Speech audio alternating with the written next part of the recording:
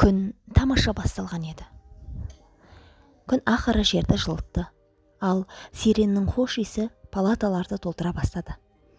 Айым аурухана терезелерінің әйнегін сүртіп жүріп, мас қылатын таза иістерді терең жұтты. Ол тазалықшы болып, күйеуі қайтыс болған күннен бастап жұмыс істей бастаған. Оған деген медицинаға оның түк қатысы болмаған. Ол жаста ісікті тым кеш анықтады. Ол кезде оның жасы бар болғаны 27-де еді. Олар Айым екеуі заң колледжін жаңа ғана бітіріп, институтқа түсуге дайындалып жүрген кезде үйленген болатын. Бірақ бәрі басқаша болып, ол бірден жүкті болып ұл туды. Ол жас бақыттан басы айналғандай болды. Екеуі де ұлдарын да бір-бірін де шексіз жақсы көретін. Өмірлері енді ғана басталып жатқан сияқты еді. Содан кейін осындай ауыр соққы. 2 жыл бойы Айым ауырып жатқан күйеуінің қасында жүріп, балаға да қарауға тырысты. Сол кезде ол тазалықшы болып жұмысқа тұрған. Ол жас ауруханаға түскен сайын қасында болып, оған күтім жасау үшін. Ал ұлына коммуналкадағы көрші бөлмеде тұратын Назым апай қарайтын. Айым мен ол жас сол жерде бір бөлме жалдап тұратын. Өз пәтерлері үшін бастапқы жарнаны жинап жүрген. 25 жасында ол жесір атанды. Қолында кішкентай баласы бар. Көмек күтер ешкім болмады. Анасы мен әкесі басқа қалада әрең күн көріп жүрді. Ол жастың ата-анасы болса 5 жыл бұрын қайтыс болған. Одан әрі оқуды ойлаудың өзі мүмкін емес еді. Баланы өсіру керек. Ал тазалықшының жұмысы оған ыңғайлы кесте берді. Сол себепті Айым ұлының жанында көмірек бола алды. Қызым, Назым әпкеңді шақырып жіберші. Ауруханада бірнеше күннен бері жатқан әжей оған қарады. Айым басын изеп палатадан шықты. Қазір ол еріксіз бір әңгіменің куәгері болып қалды. Білмеймін, маған біреу сейфтен бірдеңе ұрлап жүрген сияқты, деді аға медбике әріптесіне өз күдігін бөлісіп. Мен де солай ойлағанмын, тек маған елестеген шығар деп қойғам деп екіншісі оны құптады. Жоқ, сірә рас сияқты. Ал бұл кім болуы мүмкін? Бұл қылмыстық іс қой. Айым, сәлем. Олар жанына жақындап қалған тазалықшыны байқап қалды. Қыздар, 5-ші палатадағы әжей бір медбикені шақырып жатыр, деді Айым әңгімені естімегенде кейіп танытып. Аға медбике бірден науқасқа қарай жүгіріп кетті. Екіншісі өз кабинетіне бет алды. Ал Айым ойға қалды. Жуырда ғана ол қоймадан біздің ауруханада енді ғана жұмыс істей бастаған жас дәрігердің шығып келе жатқанын көрген болатын. Сол сәтте оның өзін күмәнді ұстап, қолын қалтасына тығып, жан-жағына жалтақтап қарағаны есіне түсті. Тазалықшыны ол байқамаған еді. Жоқ, бұл мүмкін емес, деп сыбырлады Айым. Оған ондайдың не қажеті бар? Бірақ бәрібір бақылап көруге бел буды. Көбіне тазалықшы немесе еден жуушы секілді қызметкерлерге ешкім онша мән бермейді. Солай болды да. Жаңадан келген дәрігер тағы да қоймадан шығып, Айымды байқамай өтті. Бірақ бұл жолы Айым өзі оған жақындады. Құдай-ау, сен мені шошыттың ғой, деп селк ете қалды ол артына жалт қарап. Тағы біреу көріп қоймады ма? Саған не керек өзі? Оның қатты қобалжып асығып тұрғаны анық болатын. Қалтаңызда не бар? Деді Айым өз батылдығына өзі таң қалып. Саған қандай қатысы бар? Сен кімсің өзі? Деп жас жігіт ашуға булыға бастады. Ол бұрылып ашулы көзбен Айымға бір қарап тез кетіп қалды. Айым көп ойланбады. Бөлім меңгерушісіне барып көрген білгеннің бәрін айтты. Әйтпесе кез келген адамды кінәлап шығуы мүмкін, деп сөзін аяқтады. Басшылық мәселені қарайтынын айтты. Ал 2 күннен кейін оны кабинетке шақырып, өз еркімен жұмыстан шығуы туралы өтініш жазуды сұрады. Біз бұл мәселені сыртқа шығармаймыз. Бірақ сіз біздің ауруханадан кетуіңіз керек. Ешқандай жұмыс өтемей-ақ. Айым ештеңе түсінбеді. Не бүлдірді? 5 жыл бойы бірден бір шағым болмаған, ал енді бірден себепсіз жұмыстан шығару. Бірақ бастықтың шешімі өзгермеді. Қыз жасын сүртіп жүріп, ол өз заттарын жинады. Көшеге шыққан кезде оны аға медбике қуып жетті. Айым, тоқташы, деп дауыстады ол, қолындағы бір парақ қағаз ұстап.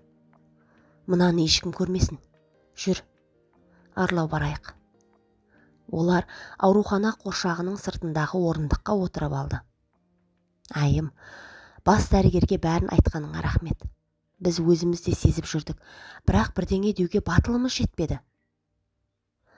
Ана жаңа келген жігіт, оның ағасының жиені бір бәлеге шатылған. Қарызға белшесінен батып, жағдайын жақсартамын деп дәрілерді сатып жүріпті. Ағасы да оны жұмыстан шығарып, барынша жасырып бақты. Ал саған оның кесірі тиді. Әрине, бәрі жайылып кетпесін деп шығар. Бірақ пайдасы не? Бәрі әлде қашан бәрі біледі. Егер сен болмағанда кінәнің бәрін бізге жаппақ болған.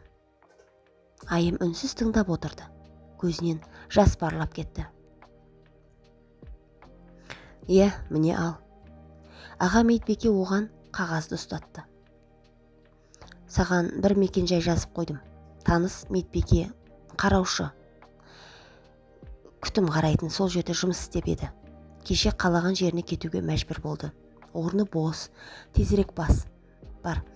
Рас, ол бір түрлі айтып еді. Пациентпен біраз қиындықтар бар деп. Бірақ сен ақылды қызсың, жеңіп шығасың, жарай ма? Аман бол. Әйел оны құшақтап, қайтадан аурухана жаққа жүгіріп кетті.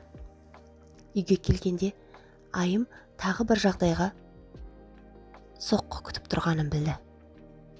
Бөлменің иесі өзінің пәтерін сатқысы келетінін айтып, Айым мен оның ұлына басқа тұрғын үй іздеуді өтінді. 2 апта берем, осы уақыт ішінде бірдеңе істерсіңдер, деді ол. Айым мүлде еңсесі түсіп кетер еді, егер Рауан оның ұлы болмағанда. Бірақ енді ол екеуі үшін ойлануы керек, сондықтан бас көтермеуге құқығы жоқ еді.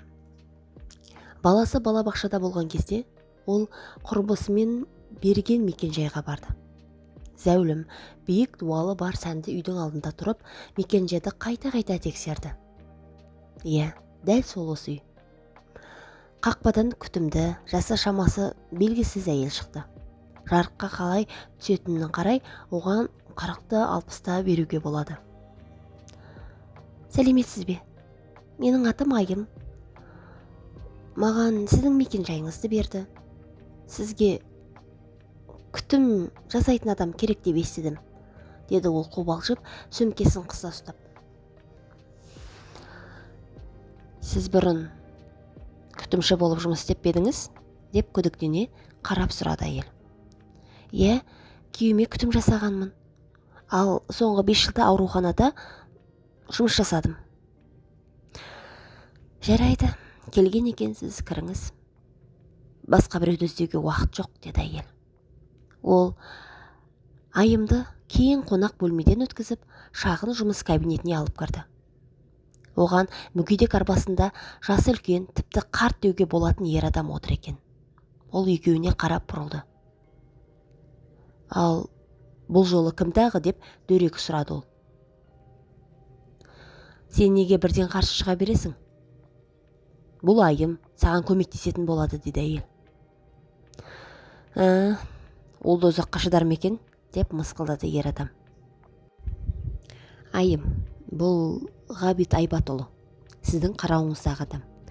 Оның қасында тәулік бойы 24-7 болуыңыз керек. Қаласаңыз аптасына 1 рет 1 күн демалыс алуға болады, деді әйел. Кешіріңіз, 24-7 дейсіз бе? Деп Айым таңырқай қарады. Иә, сіз осында тұрасыз, өз бөлмеңіз болады. Айтпақшы айтуды ұмытып кетіппін. Менің ұлым бар, 8 жаста. Айымның жүзі сұрлана қалды. Әрине, енді бас тартатын болды деп ойлады ол. Тіпті бұрылып кетуге әрекеттенген еді. Егер ол жақсы қарайтын болсаңыз, біз қарсы емеспіз.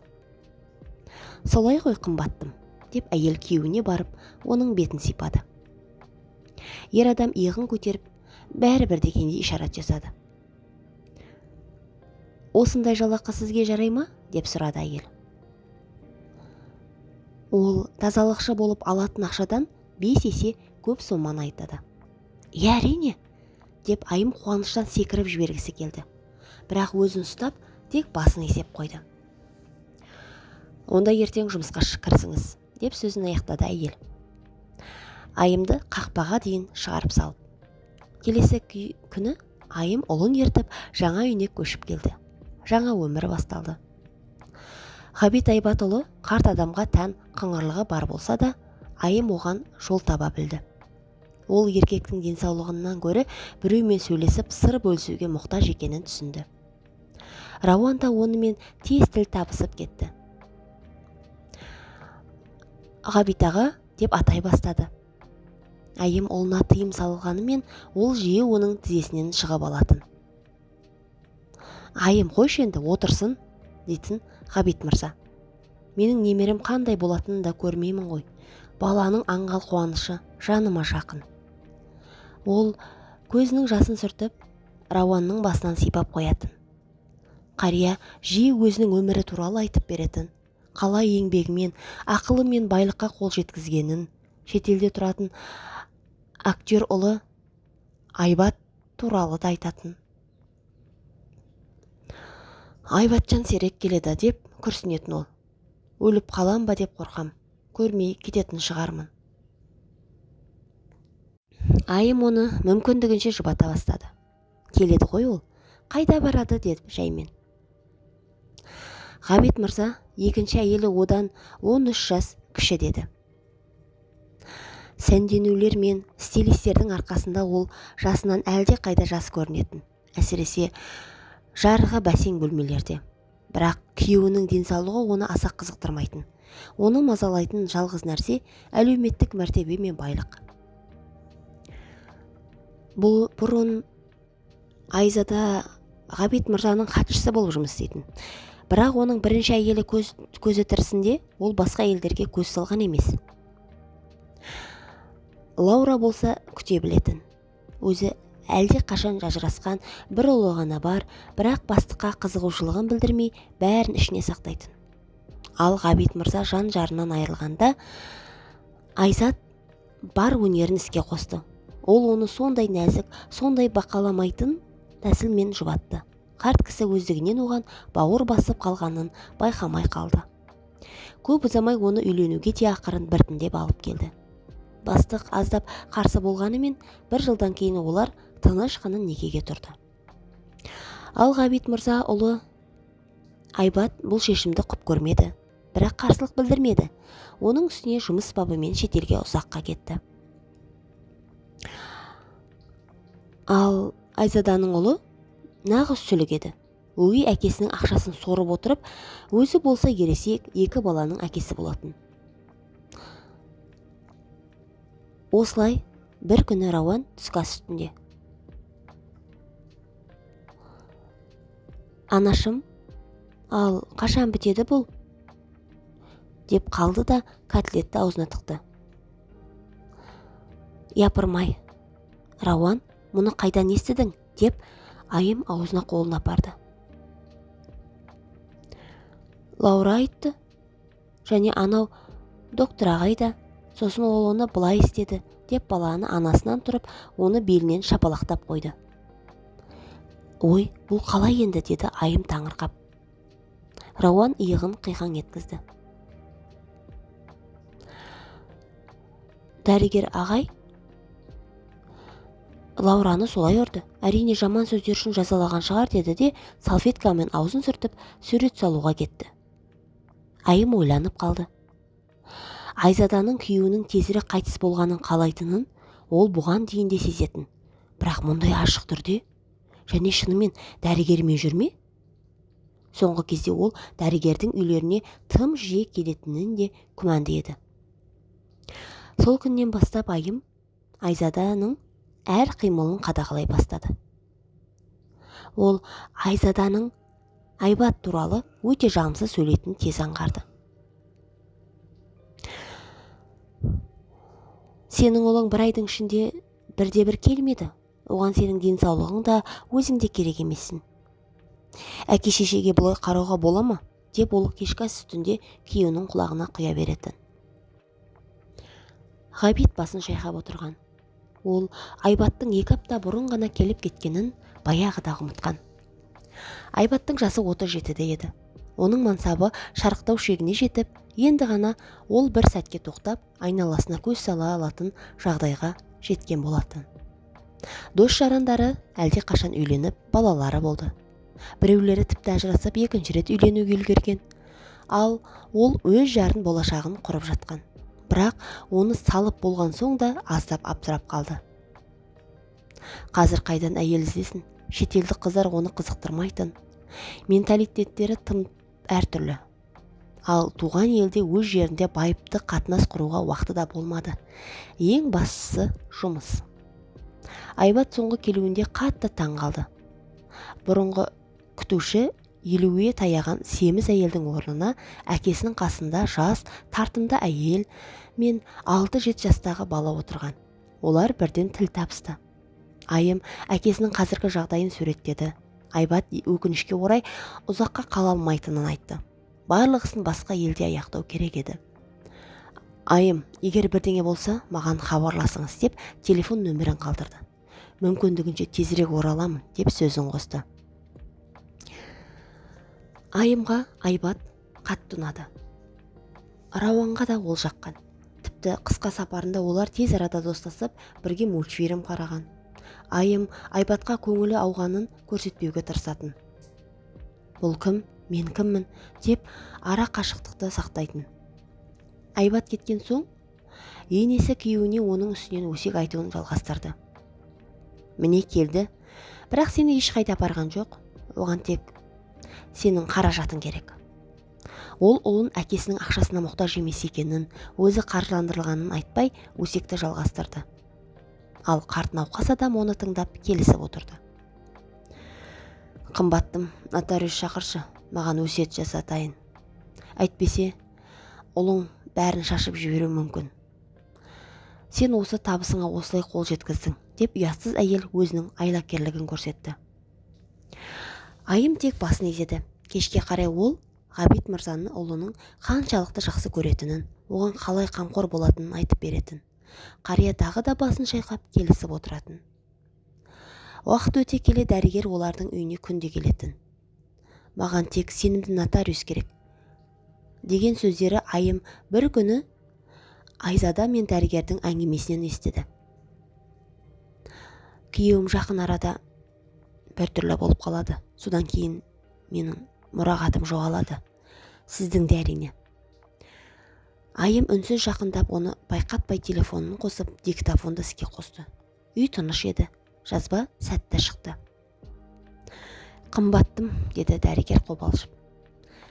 Мен оны уақытынан бұрын өмірден өткізуді қалаймын. Оның уақыты қысқа. Кел, нотариусты кейін табамыз. Содан соң қатты сыбыр мен күл кесілді. Айым әрі қарай тыңдағысы келмеді. Өте жағымсыз болды. Ол не істерін білмей, Ғабит мырзаға айту керек пе, деп, ал егер жүрегі шыдамай қалсашы. Ол сол кезде Айбатқа қоңырау шалды. Айбат мұқият тыңдады. Ертең ұшып келемін, жазбаны сақтап қойыңдар, деді ол. Одан кейін қоңырау үзіліп кетті. Келесі таңда Айым бір сәтсіздікті күтті. Бөлменің иесі алдын ала ескерткен еді. Түстен кейін нотариус келеді. Сол күні қарт бұрынғыдан да сергек болып шықты. Ол әзілдеді, Рауанмен ойнады, Айымға комплимент айтты. Айым, қызым, сен менің құтқарушымсың. Сіздер менің ұлыммен бірге көшіп келгеннен бері өзімді жақсы сезінемін. Міне, Айбатым да сондай әйел мен бала берсе екен. деді Ғабит мырза көзінен жас ағызып. Ал оның әйелі тістеніп, ашу мен күйзелістен сықырлады. Ол қарт бір аяқпен қабірге енді барады деп үміттенген еді. Нотариус Айбатпен шамамен бір уақытта келді де қатты таң қалды. Оған иесінің ұлы келетінін айтпаған екен. Лаура болса жағымсыз таңданыс білдірді. Айбат күтушімен тез сөйлесті, кейін оны назардан тыс қалдырды. Жарайды, бәріміз кабинетке кіреміз, деп ол киімін алмастан. Айым мүгедек арбасымен әкелді. Дәрігер нотариус пен Лаура ханым айтарлықтай қобалжыды. Менің ойымша, біз төртеуміз не үшін келгенімізді білеміз. Ал менің әкем бәлкім білмейді, деді. Айбат та диктофонды қосты. Лаура ағарып кетті. Дәрігер де шошыды. Нотариус тұрып кетуге әрекеттенді. Бірақ Айбат оны иығынан қолын қойып, орнына отырғызды. Ғабит мырза салқын қанды еді. Ашық айтсам, мен болжадым, бірақ әйелімнің қаншалықты алысқа баратынын білмедім. Уақытынан бұрып өліп кетпеу үшін өзімді жаман сияқты көрсетуге тура келді. Рауан маған бәрін естігенін айтты, деді ол. Айым үнсіз қалды, қолымен аузын басты. Бәрекелді, бұл жазба дәл қазіргі сәтке сай келді. Сендер қарсы болмайсыңдар деп үміттенемін, деді ол әйеліне және оның махаббаттасына меңзеп. Барлығы үнсіз отырды. Әйелі тісін қысты. Барлық капиталымды, жылжымайтын мүлік, акциялар тағы басқа тек ұлыма, Айбатқа қалдырамын, деді қарт және нотариуске қолын көрсетіп, өз міндетін орындауға шақырды. Пәтерлер мен қаражат өмір бойы қамтамасыз ету мөлшері, деп нақты сомасы айтады. Әйелі қатты таң қалды да тықырлап қалды. Айбат риза болып жылы жымиды. Ақылмен жасалды, деді ол. Міне, нотариус артқа қарай рәсімденіп қойыңыз. Сен мұны істей аласың ба? Білемін, деді ол нотариусқа. Әйтпесе сенің мансабың бітеді. Мен мүгедек арбасында да бәрін жасай аламын, деді қарт. Қалалық парктегі жолдар түрлі түсті жапырақтарға көмкерілген еді. Атай мүгедек арбасымен жүріп келе жатты. Оны биік бойлы ер адам сүйреп апарды. Жас әйел оның қолынан ұстап, серік болып келе жатты. Ал алдыңғы жақтағы 7-8 жастағы бала жүгіріп, атаға бірдеңе айтып көрсетіп жүрді. Барлығы бірге күліп, ерекше бір үйлесімділік сезілді. Ал бұдан кейін екінші баланың дүниеге келуі де көп ұзамай болатын. Әңгіме ұнаған болса арнама тіркеліп, лүпіл басып кетеміз. Тыңдағандарыңыз үшін рахмет.